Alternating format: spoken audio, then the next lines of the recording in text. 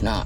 Lah, Tensyonado ang mag-asawang Rosmilda at Isagani habang may sinisilip at pilit na sinisipit gamit ang nipper sa tenga ng mangingisdang si Tata. Tunok lang lagi. Yung kakuanan. Pistol. Luklok lang siya dito. Ato sa kamputlo ng tunok, no? Pero sa tuwing sinusubukan nilang hugutin ang nasa tenga ni Tata, agay. napapailing siya sa sakit. Agwantaho na lang ang tunok. Kumikislot-kislot pa raw kasi ito. Sa loob kasi ng kanyang tenga, may sumuksok na buhay na isda. Agay. Anong isda ito? At paano naman ito napunta sa kanyang tenga? Hindi na kasulod sa imong galunggan, oy. Ating kadakuan na, oh.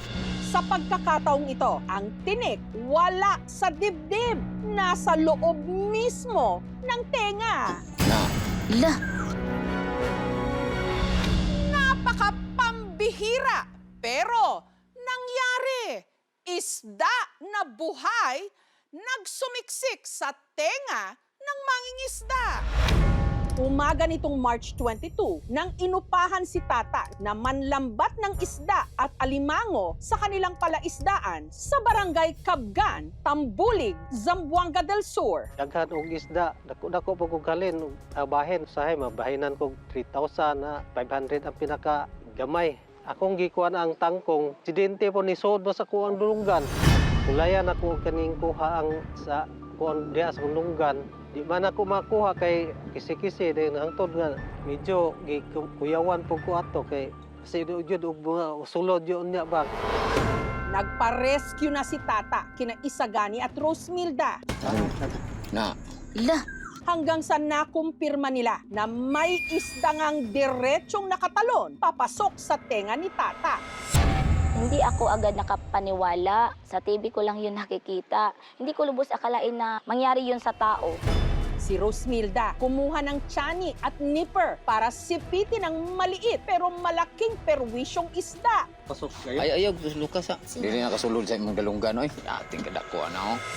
Ang salarin, ang napakamatinik na isda, ang isdang ibis. Duha ka tudlo ana ang gidak-on. Makakain yan ng tao. Pero kailangan muna natin yun, kunin yung mga tinik-tinik niya sa gilid. Lalabas yung mga isda na yan, lalo na low tide na. Parang piste talaga kasi malakas yung kumain ng similya ng sugpo.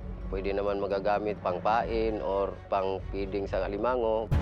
Sila ay tinatawag na glass fishes. Sila po ay nakikita natin sa mga kabakawanan, malapit sa baybayin. Ang ibis naman po primarily ay hindi peste. In fact, sa Visayas areas, ito po ay isa sa mga paborito sa coastal communities na kilawin. Madali lang din daw itong mahuli. Pero sa kasong ito, hindi ang ibis na nagsusumiksik sa tenga ni Tata. agay. Kani mangyayang kuan o tunok sa kuan Kanang ba? tungnok niyang kanang taas ba? Sa tuwing sinusubukan kasi nilang sipitin ang buntot ng ibis, imbes na mahila nila ito palabas, lalo itong sumusuot paloob. Tapos tunok na babaw ng mga sakit yan ako taas. Ang mga ibis, mabilis naman daw mamatay kapag wala na sa tubig. Pero si Tata, hindi na makapaghintay pa, lalo't nangangamba siyang baka tuluyan siyang mabingi.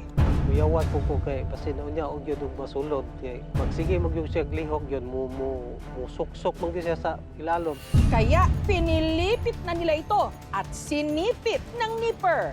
Wala man, nagamay. Ulo raman niya mo'y nakakuno. Ang kanilang kuan o silik mo yung paon. Kadali mo kanyang paon ng makuha ng silik.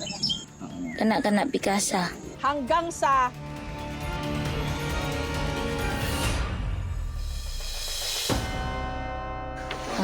Kuha ra jud.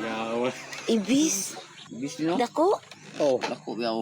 Nakagrabe po. Ito lang sa honor na po. Wala yung nabilin tanak. Dago na po na. Yung pag na mismo na nakuha na yung asawa ko yung isda, patay na po siya kasi nga naputol yung buntot. Nalipay lang po ko nga nakuha na itong isda. Medyo sakit-sakit lang siya pero di man ingon wa man po to na ingon na samad yun siya. Hi po! Good afternoon! Dr. Sanggahid ko. para makasigurong walang naiwang tinik ng ibis sa tenga ni Tata, sinamahan siya ng aming team na magpakonsulta sa isang ear, nose, and throat doctor. Upon checking po on otoscopy, wala na pong sugat kasi if ever nagkasugat man siya, wala na, it's totally healed. Kunyari, hindi siya natanggal or if mas malaki yung foreign body tapos forcefully siya pinul out, magkakause siya ng injuries sa outer ear which would cause pain. So, pag hindi na-treat, pwede din siya mag-infect. Kung nalipay lang po kung wala gyud diferensya, wala ra gyud dito nasamad ang kong dunggan. Nipper is not a forceps. It's a cutting tool. Pwede mong ma-break down yung object dun sa mismong location niya. Imbis na makuha mo siya as a whole, magiging durug-durug na siya. Ang ginagawa namin dyan is to drop mineral oil at ang ating baby oil para ma-suffocate and eventually hindi siya mag-struggle dun sa loob at tuluyang pumasok. La, Mag-amping lang po kasunod kay basinog. Basig basundan na po niya, pero imposible na kayo. Ang ipinagpapasalamat ni Tata, tuluyan na siyang nabunutan ng tinik, hindi lang sa dibdib, kundi pati sa tenga. nakuha ra jud. Ibis, Ibis din, no? dako. Oh, naku, yaw. Thank you for watching, mga kapuso. Kung nagustuhan niyo po ang videong ito, subscribe na sa GMA Public Affairs YouTube channel. And don't forget to hit the bell button for our latest updates.